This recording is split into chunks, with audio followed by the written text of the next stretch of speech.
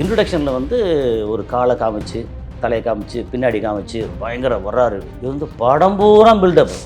அந்த படத்தை பார்த்து அந்த ரசிகர்களே வந்து நொந்து போன இடத்துல தலையை வந்து கொண்டாடுறதுக்கு நீங்கள் படம் பூரா வந்து ஸ்லோ மோஷனில் நடந்தாலும் சரி, அது காலை காமிச்சு, தலையை காமிச்சு, இதை காமிச்சு, அப்புறம் வந்து வில்லன்கள் கூட்டமே வந்து அவர் யார் தெரியுமா அப்படிங்க. இப்போ 1 வீக் கலெக்ஷனே அதிகமாக இருக்குல்ல சார்? கதையே இல்லைன்னு சொன்னால் கூட கலெக்ஷன் அதிகமாக இருக்கே. படமாக இருக்குல்ல. இப்போ படத்தில் வந்து எக்கச்சக்கமான பெரிய அழுத்தமான கதையை கொண்டு வந்து சேர்த்து ஒரு படமாக கொடுக்குறது எப்படி, அல்லது கதை வந்து இவ்வளோதான் லைட்டான கதை ஆனால் ஜாலியாக வந்து பாருங்கப்பா, என்ஜாய் பண்ணுங்கப்பா அப்படின்னு சொல்கிறது வேறு. இப்போ நீங்கள் விஸ்வாசம் கதையை இந்த கதையும் ஒன்று. விஜயோட டைலாக்கு ஐ எம் வெயிட்டிங், அது பயங்கர சூப்பர் ஹிட் டைலாக். அது ஒரு இடத்துலையும் வந்து ஜாலியாக பண்ணியிருப்பாங்க. அதாவது அஜித் நமக்கு வந்து என்னெல்லாம் பிடிக்குமோ அதை பூரா வந்து ஆதித்ய ரவிச்சந்திரனுக்கும் பிடிச்சது எல்லாத்தையும் சேர்த்து மொத்தமாக பண்ணிட்டாரு. வரிசையாக தொடர்ந்து 5 நாள் அடின்னு அடித்ததில் தமிழ்நாடு மட்டுமே வந்து நான் கேள்விப்பட்ட வரைக்கும் 100 கோடியை தாண்டிடுச்சு. கேங்கஸ் வருது. கேங்கஸுங்கிறது வந்து எப்படின்னா அஜித் படத்தோட போட்டி ஓரளவுக்கு படம் இல்லை. என்னதான் பண்ணாலும் இவர் வந்து வடிவேலு வந்து ரீஎன்ட்ரி, அதுக்கு ஒரு எதிர்பார்ப்பு இருக்கும். ஆனால் அதுக்காண்டி 1000 தேட்டர் போட மாட்டாங்க, 300 தேட்டர் போடலாம்.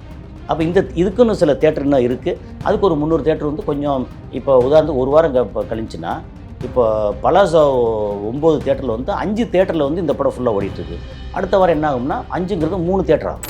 இப்போ வந்து ஏஆர் ரஹ்மான் இப்போ அக்ரிமெண்ட் போடும்போது இளையராஜா தயாரிப்பாளர் அக்ரிமெண்ட் வந்து அவ்வளோ தெளிவாகவும் ஸ்ட்ராங்காகவும் முன்னாடி இல்லை.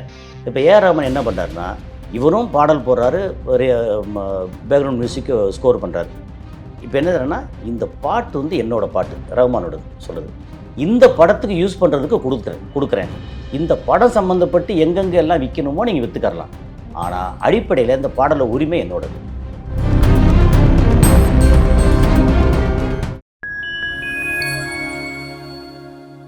ஃபைன் டைம்ஸ் யூனிவர்ஸ் அனைவருக்கும் வணக்கம். இன்றைய சிறப்பு நிகழ்ச்சியில் சினிமா கன்சல்டன்ட் திரு கசாலி அவர்கள் இணைந்திருக்கிறார். வணக்கம் சார். வணக்கம் மீனா. நல்ல படம் பார்த்துட்டீங்களா சார்? பார்த்துட்டேன். கதை என்ன சார்? ஏன் நீங்கள் படம் பார்த்தீங்களா? இருந்தாலும் உங்கள் வாயிலிருந்து கேட்கறதுக்கு கொஞ்சம் சந்தோஷமா இருக்கு சார். ஐயோ இல்லை, இது இப்போ படம் வெளியே வந்தாலும் கதையை சொல்லலாம், ஒன்றும் பிரச்சனை இல்லை.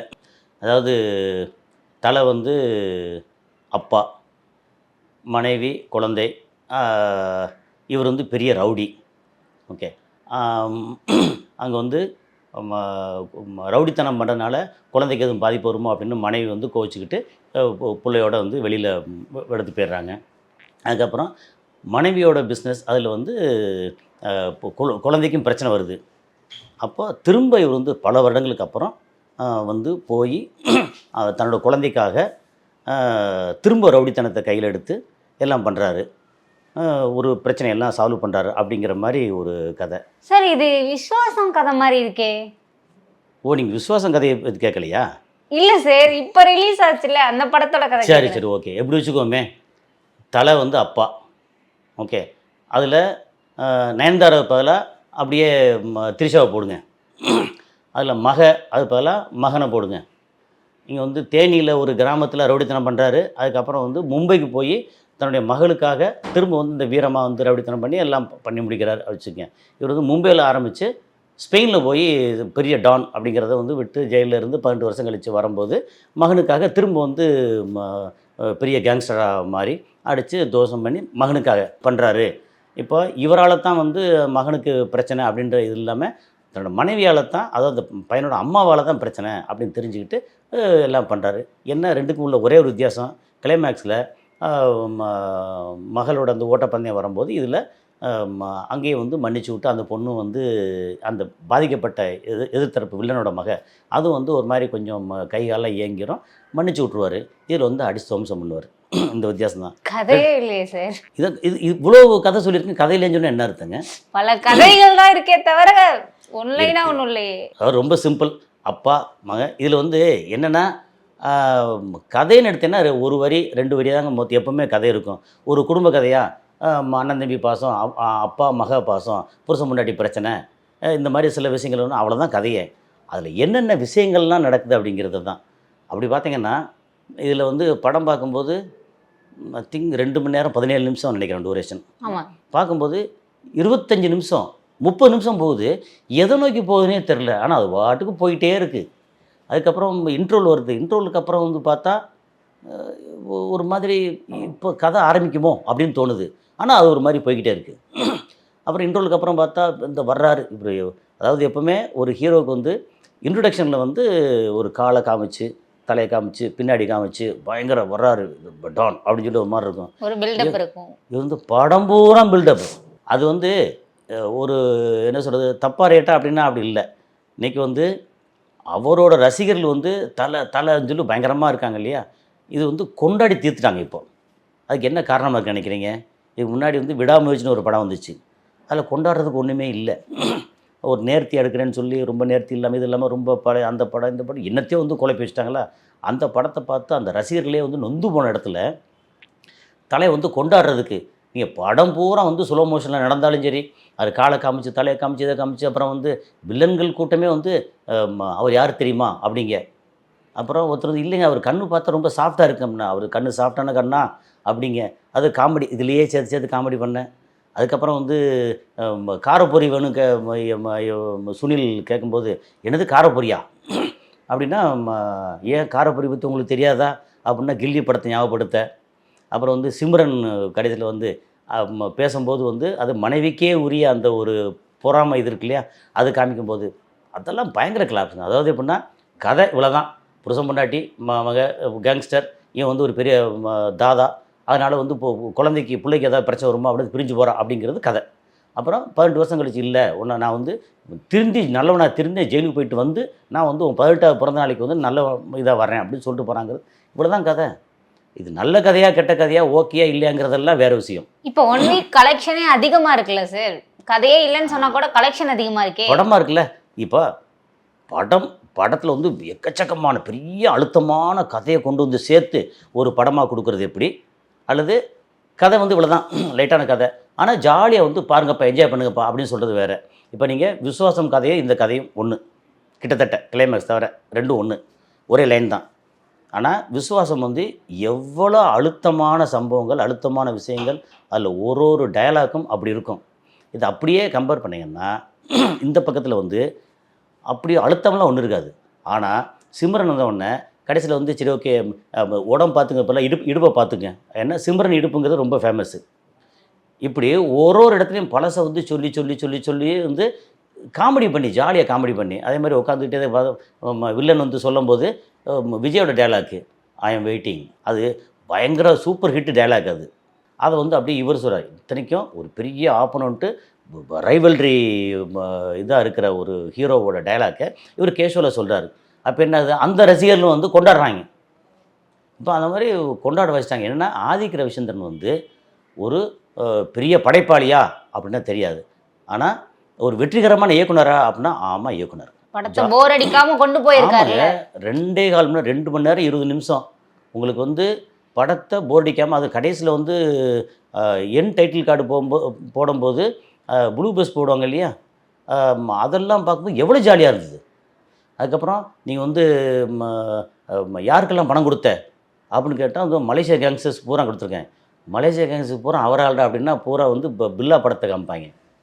ஸோ இப்படி ஒரு இடத்துலையும் வந்து ஜாலியாக பண்ணியிருப்பாங்க. அதாவது அஜித் நமக்கு வந்து என்னெல்லாம் பிடிக்குமோ அதை பூரா வந்து ஆதிக் ரவிச்சந்திரனுக்கும் பிடிச்சது எல்லாத்தையும் சேர்த்து மொத்தமாக பண்ணிட்டாரு.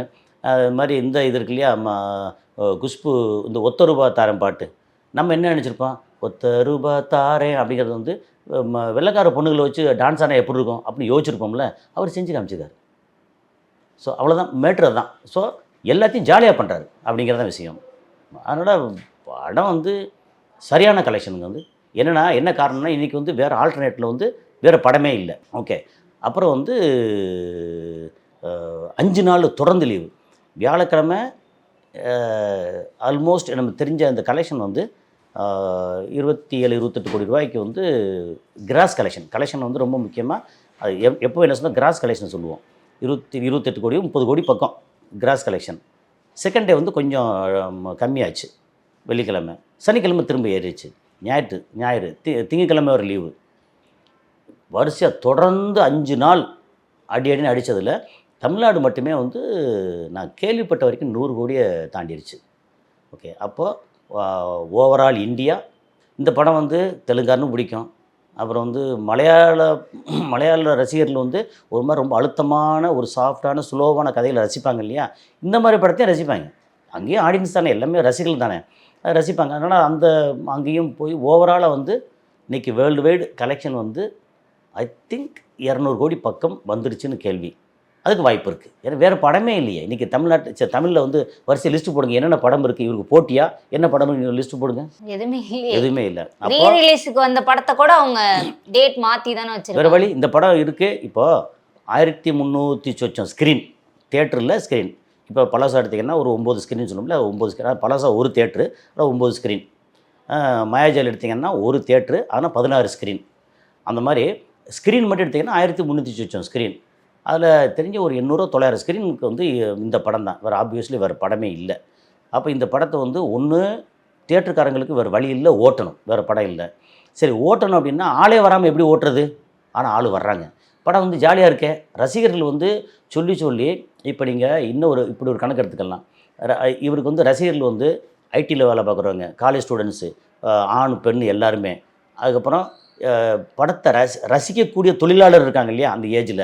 இங்கே திருப்பூரில் போனீங்கன்னா எக்கச்சக்கமான தொழிலாளர் இருக்காங்க. அப்புறம் இங்கே சென்னையில் எடுத்திங்கன்னா எல்லா இடத்துலையும் அந்த ஏஜ் இருக்குல்ல, ஒரு 17-18லேருந்து இல்லை 15லேருந்து 35-40 வரைக்கும் உள்ள ஆட்கள் இருக்காங்க இல்லையா.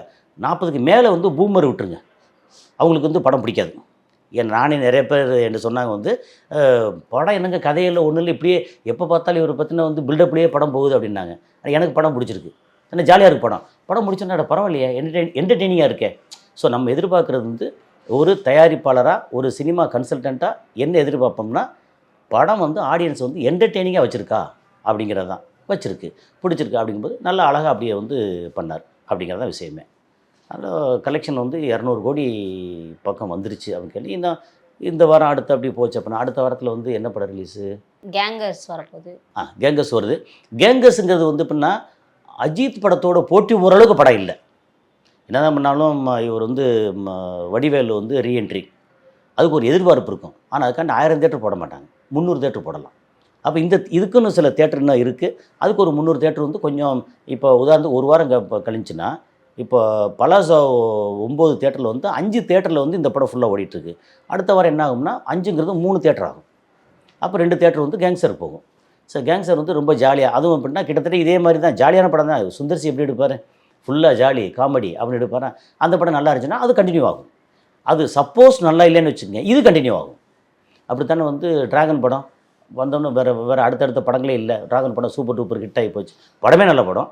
அடுத்தது போட்டிக்கு வேறு படமும் இல்லை, அதனால் சூப்பர் டூப்பர் ஹிட் ஆச்சு. இருந்தாலுமே டிராகன் வந்து இதோட போட்டி போட முடியாதுங்க. அது ஒரு மாதிரி இளமையான கதையாக இருந்தவரை போட்டி போட முடியாத அளவுக்கு தான். அடுத்து இப்போ குட் பேட் அக்லி இந்த படத்துல வந்து இளையராஜா சார் மியூசிக் டைரக்ட் பண்ண ஒரு 3 பாட்டு வச்சிருக்காங்கன்னு சொல்லி காப்பி ரைட்ஸ் வந்து போட்டிருக்காரு இல்லையா, 5 கோடிக்கு கொடுத்துருக்காரு. பட் படம் சார்பில் இருந்து விளக்கம் கொடுத்துருக்காங்க, தயாரிப்பு நிறுவனத்துல இருந்து நாங்கெல்லாம் பர்மிஷன் வாங்கி தான் கொடுத்துருக்கோம் அப்படின்னு சொல்லியிருக்காங்க. இளையராஜா சார் ஏன் அவரோட பாடல்களுக்கு வந்து காப்பி ரைட்ஸ் வந்து போடுறாரு? ஏன்னா இப்ப சமீபத்து ஒரு இன்டர்வியூல கூட தேவா சார்கிட்ட இந்த மாதிரி கொஸ்டின் கேட்டிருக்காங்க, உங்க பாடலுக்கெல்லாம் காப்பி ரைட்ஸ் இல்லையா சார் அப்படின்னதுக்கு அவர் வந்து என்ன சொல்லியிருக்காருன்னா, என் பாடலை இப்போ உள்ள ஜெனரேஷனும் ரசிச்சு பாக்குறாங்கல்ல, இதை விட எனக்கு காசு பணம் தேவையில்ல அப்படின்னு சொல்லியிருக்காரு.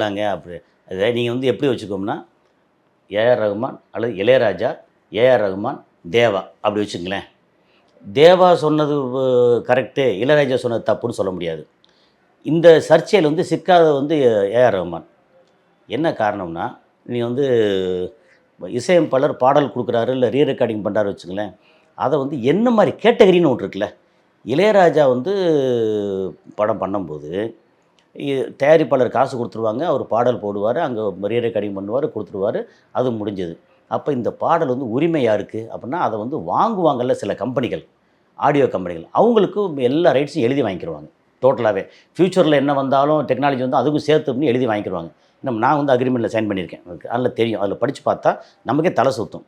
அப்போ இதுக்கு உரிமை வந்து இளையராஜாவா ப்ரொடியூசரா அல்லது ப்ரொடியூசரை வந்து வித்துட்டாருன்னா அந்த ஆடியோ கம்பெனியா அப்படின்னா, இளையராஜா பாடல்கள் மேக்சிமம் வந்து ஆடியோ கம்பெனி தான் உரிமையாக இருக்குது. இப்போ வந்து ஏஆர் ரகுமான் இப்போ அக்ரிமெண்ட் போடும்போது இளையராஜா தயாரிப்பாளர் அக்ரிமெண்ட் வந்து அவ்வளோ தெளிவாகவும் ஸ்ட்ராங்காகவும் முன்னாடி இல்லை. இப்போ ஏஆர் ரகுமான் என்ன பண்ணுறாருன்னா, இவரும் பாடல் போடுறாரு, பேக்ரவுண்ட் மியூசிக் ஸ்கோர் பண்ணுறாரு.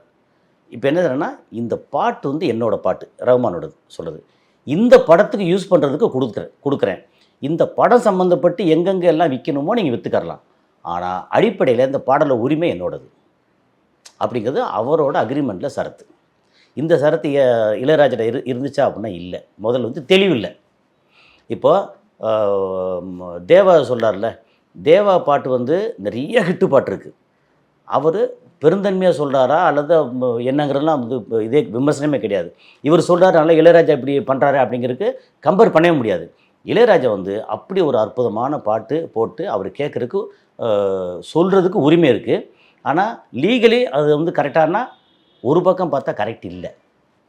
அப்புறம் இவங்க வந்து இந்த பாட்டை யூஸ் பண்ணியிருக்காங்களா, 4 பாட்டு வந்து பழைய படத்துலேருந்து பாட்டு சூப்பர் ஹிட் பாட்டெலாம் யூஸ் பண்ணியிருக்காங்க. அவங்க என்ன பண்ணியிருக்காங்க, சம்மந்தப்பட்ட ஆடியோ கம்பெனிகள் நிறுவனங்கள்கிட்ட வந்து காசை கொடுத்து அக்ரிமெண்ட் போட்டு வந்து யூஸ் பண்ணியிருக்காங்க. அப்போ இளையராஜா தனிப்பட்ட முறையில் வந்து எனக்கு நீ வந்து கொடு அப்படின்னு இங்கே கேட்குறது இருக்குல்ல, அது வந்து ஆடியோ கம்பெனி வாங்கியிருக்காங்கல்ல, அங்கே நோட்டீஸ் அனுப்பணும். அது லீகலி அது வந்து அது சட்டபூர்வமாக மாற்றி எல்லாம் பேசுவாங்க. என்னத்தை பேசினாலும் இளையராஜா வந்து ஒரு மிகப்பெரிய ஜீனியஸ் பண்ணியிருக்கிறாரு. அவர் பாட்டை யூஸ் பண்ணால் அவர் கேட்குறாரு அப்படிங்கிறதுல வந்து சட்ட ரீதியாக வந்து இன்னும் குழப்பங்கள் இருக்குது. கேட்கலாமா அப்படின்னா அவரோட மனசுக்கு அவர் கேட்கலாம், ஏன்னா அவர் பாட்டு. ஆனால் தயாரிப்பாளர் சைடில் வந்து நான் அதுதான் காசு கொடுத்துட்டேனே, எனக்கு தானே உரிமை, நான் இங்கே விற்றுட்டேன், அவங்களுக்கு உரிமை இருக்குது அப்படின்னு அவங்க கேட்கலாம். அதனால் இது வந்து இந்த குழப்பம் வந்து சட்ட ரீதியாக தீர்க்கப்படலை அப்படின்னா இந்த குழப்பம் நீடிச்சிட்டே இருக்கும். சில நேரங்களில் இளையராஜா ஓவராக போகிறாரோன்னு தோணும்.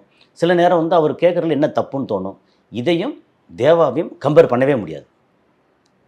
புரிஞ்சுன்னு நினைக்கிறேன். அவரோட பாடல்கள் மஞ்சுமல் பாய்ஸுக்கு பிரச்சனை வந்துச்சு. அவருக்கு 60 லட்ச ரூபா செட்டில் பண்ண சொன்னாங்க. செட்டில் பண்ணது கரெக்டாக தப்பானா அவங்க வந்து எங்களுக்கு நிறைய வருமானம் வந்துருச்சு, நாங்கள் செட்டில் பண்ணிட்டோம்னாங்க.